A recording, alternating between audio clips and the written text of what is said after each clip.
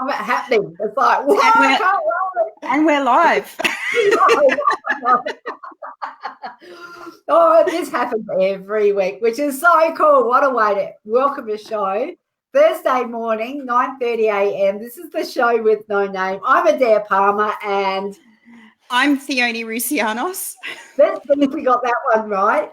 We bring to you every week. We love to bring to you people who are doing things in the community to help other people. And we love to raise profile, help encourage awareness and support of the things that people are doing. And this could be things like charity, setting up charities, not-for-profits, doing performing for charities, which is a nice lead into what who we're talking to today.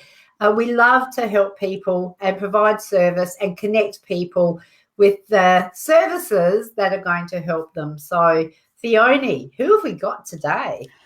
Today we have Brett Gray. Brett, I just had him. I was going to call him Greg then for a second because of you.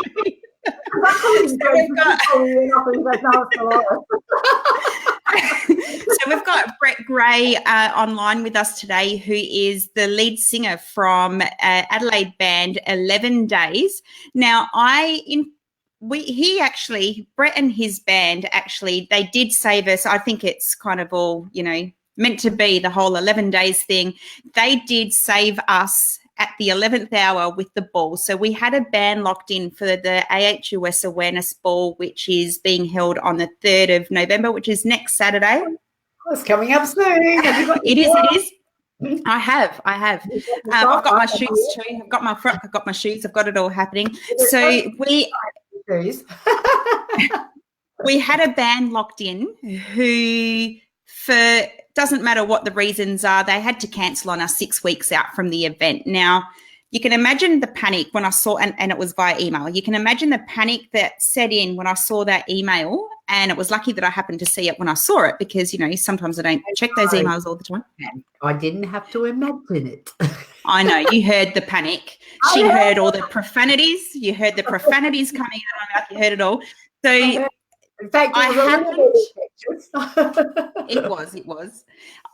Luckily, the band did offer up a solution and whatever, but it was another band that I hadn't heard before. And before you book a band, you'd like to hear them play. As luck would have it, I had a wedding to go to that day and went to the wedding, and the band there were great. They were fun. They sounded great. And Brett will tell you that the sound wasn't even as good as they usually sound, just because obviously each venue has different issues with acoustics and whatever. And so as luck would happen, he opened his calendar. I said, "Are you available?" I saw all the handwritten, because he carries a paper one around as well as his electronic one. I saw all the handwritten gigs in there, and I'm thinking, oh, shit. And then it started thinking, when I was dropping F-bombs in my head, they're not going to be free. I'm going to be back at square one. I have to go find someone. As luck would have it, that day they were available. And it was just meant to be. 11 days saved us at the 11th hour, and I couldn't be happier. So welcome to the show, Brett, and thank you for saving me. You really did save me. Yeah, no problem. Did you say it was next week? I thought it was the week. No, I'm just kidding. I'm just don't even go there. I'll get you in a parking lot. So morning, Glenn. Thank you for joining us. Glenn's also another supporter of our events. He's actually the president of Free Gully Restaurant Club. Exactly what I thought might happen. We've got can you pick them up? No.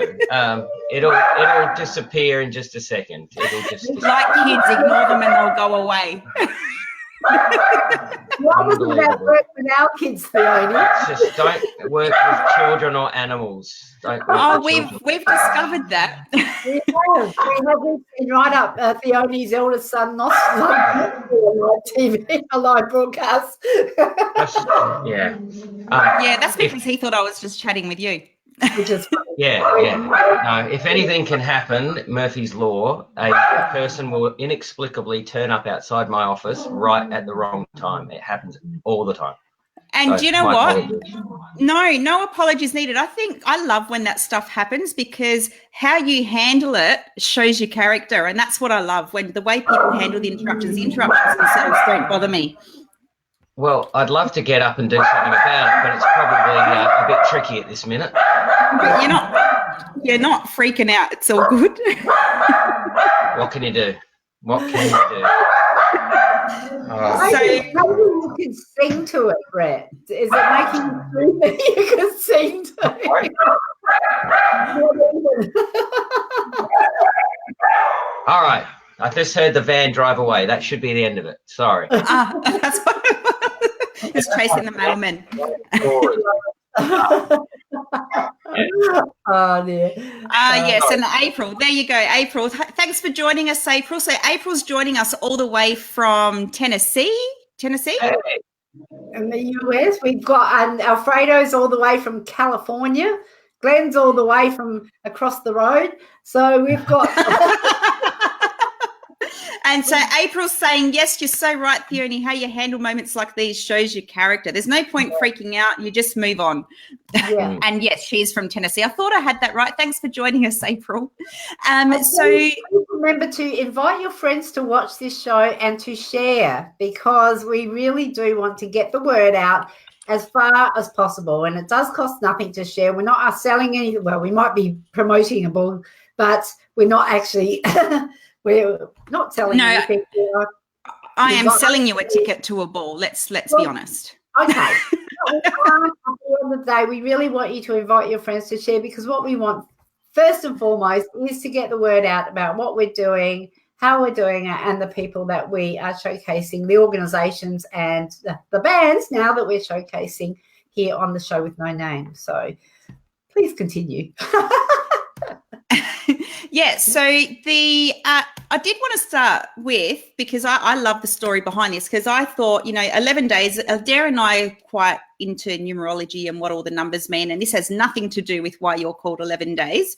But on the night that I met you at that wedding, I did ask you about, why 11 days. Someone else said to me, why 11 and not 12? So let's let's go there. Tell everyone the story about how the band name came about. Well, it started all back in about, 98 or something like that. My brother, who plays drums, and I just started getting together. But I've been writing songs. And ironically, you mentioned people in the US. I used to live in the US at one stage, and that's sort of when I was in Colorado, actually. And that's when I was really starting to be active in writing original songs. And when we started, the idea was an original concept. And of course, now in Adelaide, Australia, people don't want to hear generally original music, so you end up becoming a cover band. But at the time, some of the songs referred to things like Australian references and historical references and things like that, to the references to people like the Anzacs and whatnot. And so I wanted something to do with remembrance, and came up with the cryptic idea of it was originally called 11 Days In, and it was referring to the 11th hour, the 11th day of the 11th month, Remembrance Day. And then the name 11 Days In seemed a bit long, so we just cut that off. So you cut off a syllable. Cut off a word at the end, and just made it 11 days, and sort of stuck with that. And many years later, after going back overseas and whatnot, coming home, and we started the band up again as a cover band, we could have changed the name to be a bit more, party band oriented, something like that. But we were like, no, look, we've already done it. Some people know us as that, and we kept it. But at the same time, also, believe it or not, my sport growing up was American football. That's why I ended up going to the US.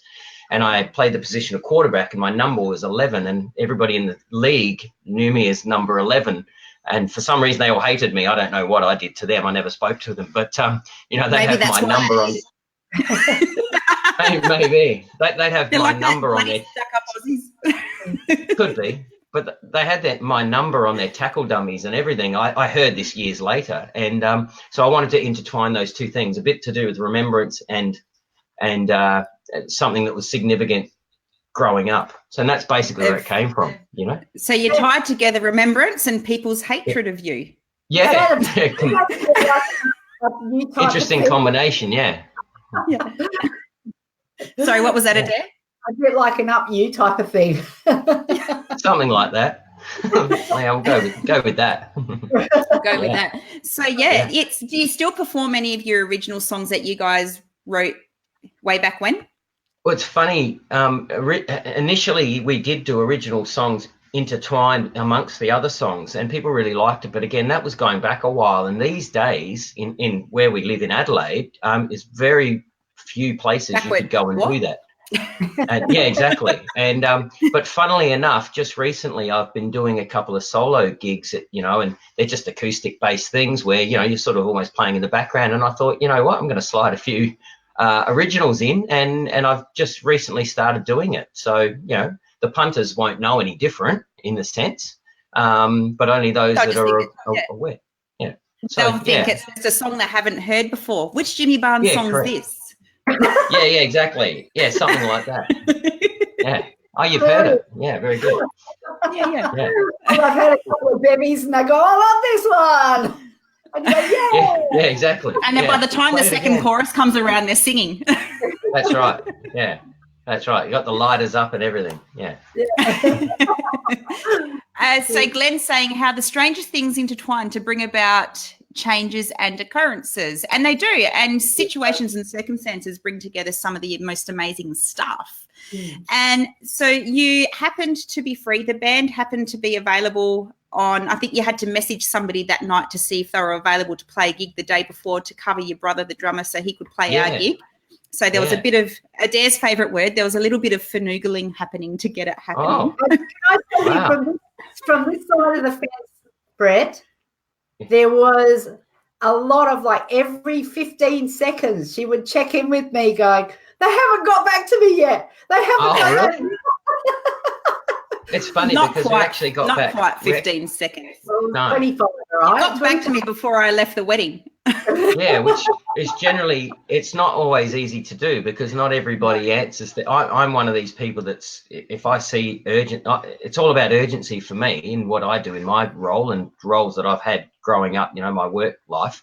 And it's getting back to people immediately, but not everybody shares that philosophy. So sometimes it can be hard to do.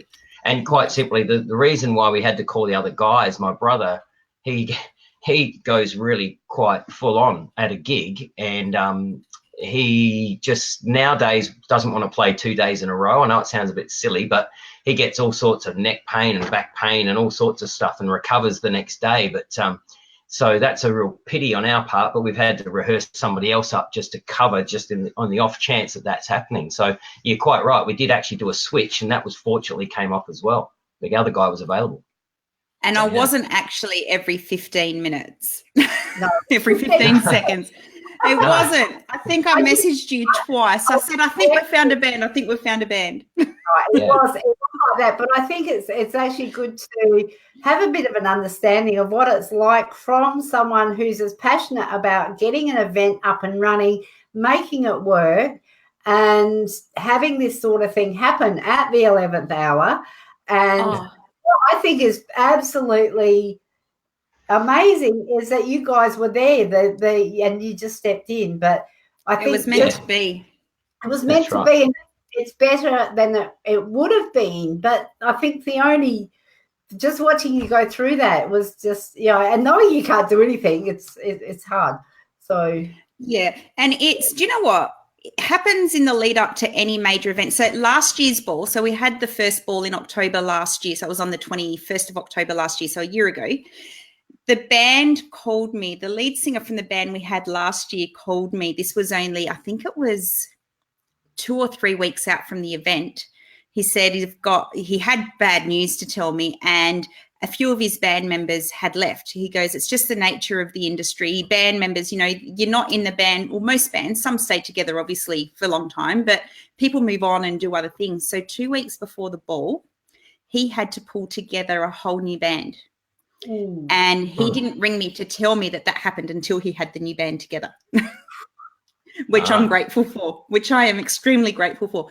And it turned out great. The band was fantastic together, and I've since heard that they're no longer together, but the night was amazing. But that's just that stress of, what if they're crap? I've heard the other band, I haven't heard this band, blah, blah, blah. But I was like, you know what? I trust Leon's judgment. it's his own reputation on the line at the end of the day. I'll just let it be, and whatever will be, will be. Same thing happened this year. Obviously not same thing, but I had a band fall apart and I had to find a new band. But it seems to happen with major events. I don't know if I've told you this, Adaire, but Jerry and I, my husband and I, got married on the 1st of January 2000. The venue we had locked in for the reception folded. They went bust. And that was a week before our invitations were printed. And so we're talking 8 weeks out from a wedding and a New Year's Day millennium wedding.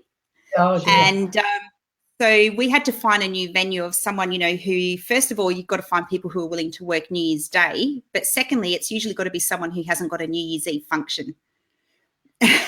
So it's all, I don't know what it is about major events, but something's always got to stuff up. And then it all comes together and it works out for the best. So then it's okay. But it's just that stress while it's all happening. So, Brett, do you find that happens as you play at weddings and charity events and these type of things? Do you find that has that been? Yeah, well, things chop and change, and actually, my background is in international hotels. So, and I started off in functions. Actually, that was one of my first jobs. So, you know, setups and coordinating things and whatnot. And look, at the end of the day, I'm very passionate about if you say you're going to do something, you do it. And if, you know, you have to be on your deathbed, basically, for me not to come through. And the very worst case scenario, you at least find a replacement. So, I hear about those kinds of things. Funnily enough, I went and checked out the venue that we're playing at for AHUS, and because I like to be prepared. I've never played there before, and I went and met management and had a look around, and, you know, this is where you load in, this is where the power supply is, etc. And we got to talking about that, having my own parallels in the industry, and we were talking about exactly those things happening, about you know, venues that have, you know, weddings and functions that have fallen in their lap because at the very last minute the property that they were going to has gone under, or a band has pulled out, or a speaker has pulled out at the last minute. And yes, it does happen. But like I say, I mean, I think it's a measure of your own credibility that you follow through with what you say you're going to do. And unless there's some ridiculous situation that's just totally something you can't get around, at the very least you find a backup to do the job that you want. But you've got to be able to put yourself, be empathetic and put yourself in the shoes of the people organising it and understand what you're doing to them, you know. So it's not an issue that I will ever impose on somebody, but, you know, things can happen, you know, you just never know. But again, it's how you handle it, like you guys said at the start of the broadcast. It is how you handle it. How you handle it.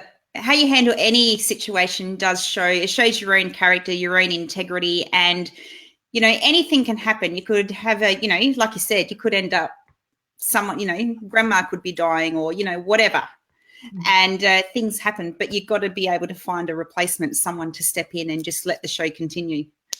Yeah, you got to put yourself in the shoes of the person. I mean, if it's your wedding, for example, and this happened, I mean, it's your one day of your life, you know what I mean? You can't people mess that up for somebody. You just can't.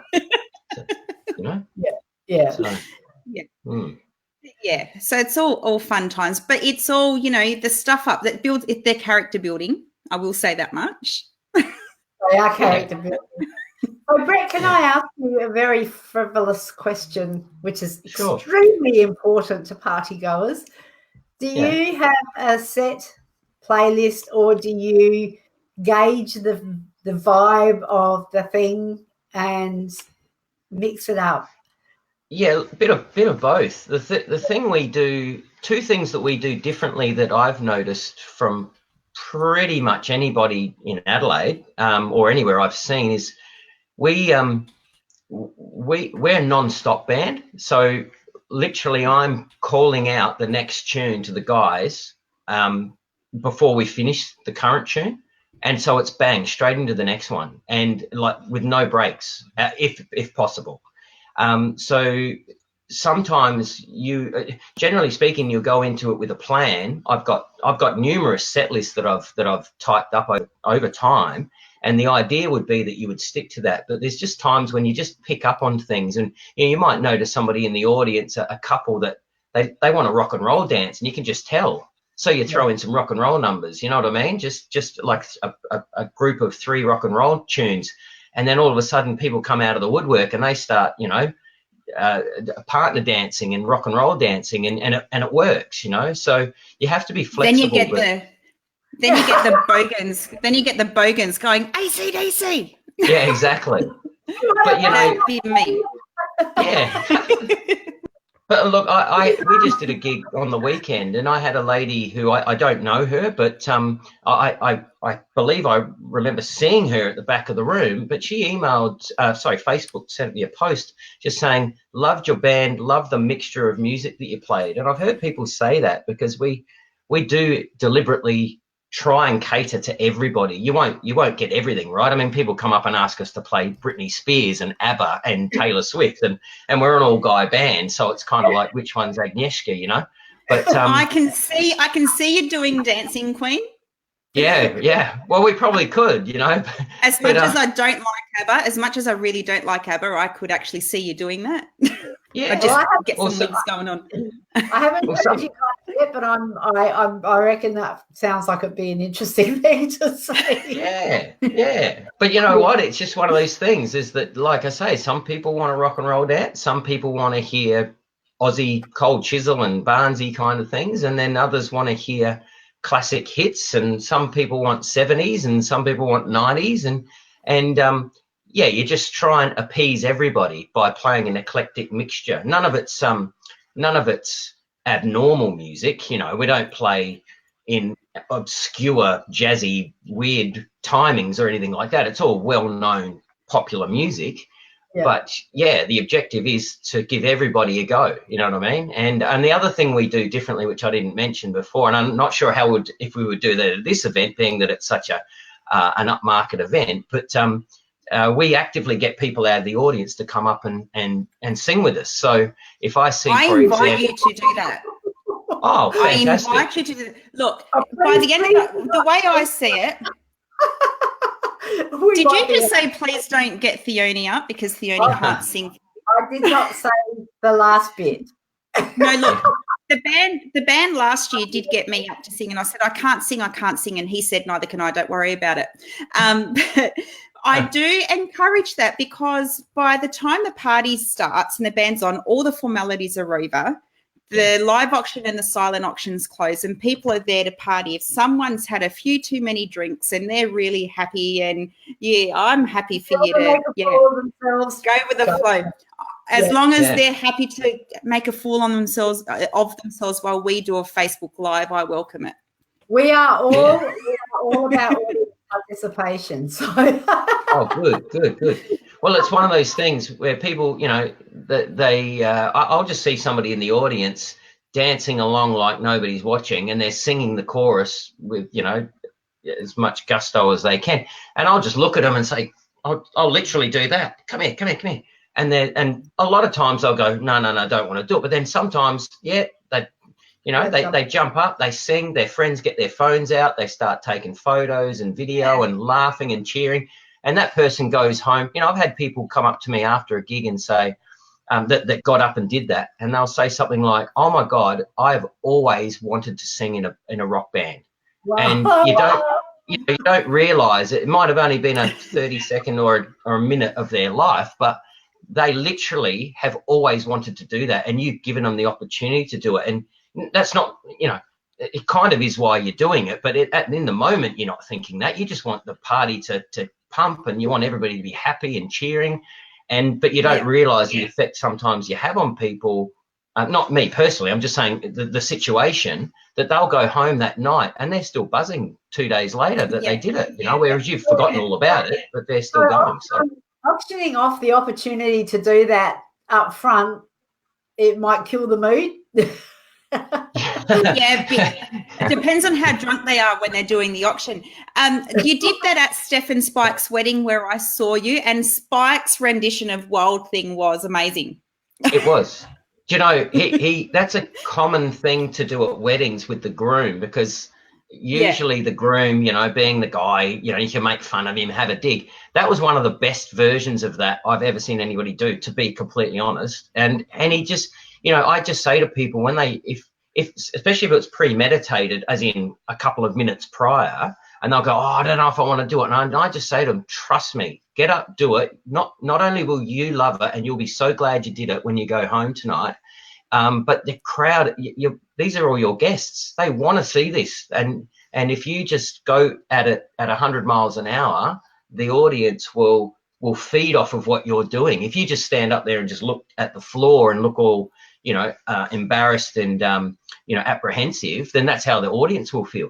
But someone like in that example, they get up and they, what we say, rip the bag, and they had a great time, and it was memorable. And here's you talking about it now 2 months later or whatever it is, And do you know what though? When he was singing, whenever I hear that song, have you heard the Goodies version? You know the Goodies? I know the Goodies. I don't think so. I might have to YouTube it. So you'll have to. So they did. Where it goes, come on and hold me tight. In that little bit, we're talking about Wild Thing here, by the way. Wild Thing. He goes in there and he's like, not quite that tight. And I always wait for people to say that when they're doing Wild Thing, and they never do it, and I'm always bitterly disappointed. You got to watch it. I do have to. We'll go definitely Googling that after we're finished. We're nearly out of time, but I do want to ask you, Brett. Do you do the Macarena? Get out. No. But we have been known to. And when you asked about female singers, and we were talking about ABBA and things like that. Every now and then, somebody will ask for the Madison. And Nutbush City Limits, whichever one, Nutbush, whatever, I call it either. And and we'll just start playing it. It's not something we do. It's not in our set list, but just every now and then it'll come up, and someone will say, "Can you play this?" And our guitarist happens to know it, so bang! Next thing you know, we're playing it. And so I'm standing there going, "Well, I don't even know. I think it's in the key of A, so I'll just jam along in that." And then somebody has to do the Tina Turner bit, so I'll just, go house and house, and I'll just start singing really high soprano and strutting around like an idiot, and people love it. It's just crazy. Oh, God. Yeah, so. I do know. With the Macarena, going back to the Macarena, fun story. One of the soccer clubs, Jerry used to play soccer for Para Hills West many, many years ago. Oh. One of the lads that he played soccer with came in. He tore his ACL, I think it was. And we said, how did you do that? He goes, I was at the Somerset Hotel last night, and he tore his ACL doing the Macarena. And I think that's the best injury story I've ever heard. Yeah. Oh, God. No, that's just up the road, by the way. Yeah. Oh, no. So, I can't wait to see you guys. Now we've got Lindy Jane and Dave Drummond, who are Dave Drummond and Some Blonde Chick. Performing before you guys, doing some, dinner stuff. And Lindy is also a ventriloquist. And I saw a photo of her traveling with her puppet, Billy the Kidney, looking very sad out the window. And it's because he wants to hurry up and get here. Sometimes I forget that puppet's not real. The kidney's got a heart. The kidney's got a heart. He does have a heart. And he's a really good singer as well. So you might find there's some competition from Billy the Kidney. Billy, maybe Billy can get up on stage and do some of the female voices. There you go. Yeah, there you go. It can be the brunette one of ABBA. We can do. No. Now, remember, guys, the link above is the link to the Facebook event for the AHUS Awareness Ball. There's also a link to 11 Days page. Visit their page, like their page as well, and follow any gigs that the band has coming up. Attend. Yeah. Pardon? I said book them in for your next event. Book them in for your next event. In Tennessee. In Tennessee. Do that. Totally do that. And so you would obviously travel to Tennessee if someone booked you. Oh, April's going to book him. Why not? April's going to book him. And also the ticketing link is above as well to the ball. We are still, if you can't attend the ball on the 3rd of November, make it that you can. If you really can't attend the ball on the 3rd of November, we're still accepting cash donations or items for the raffle and silent auction. If you would like to donate cash, it is you will receive a tax deductible receipt from Kidney Transplant Diabetes Research Australia. The link to donate, or the account details to donate are in the details of the ticketing link. So go to the ticketing link as though you're going to buy a ticket, read the blurb, and the account details are in there. So we've made it super simple for you.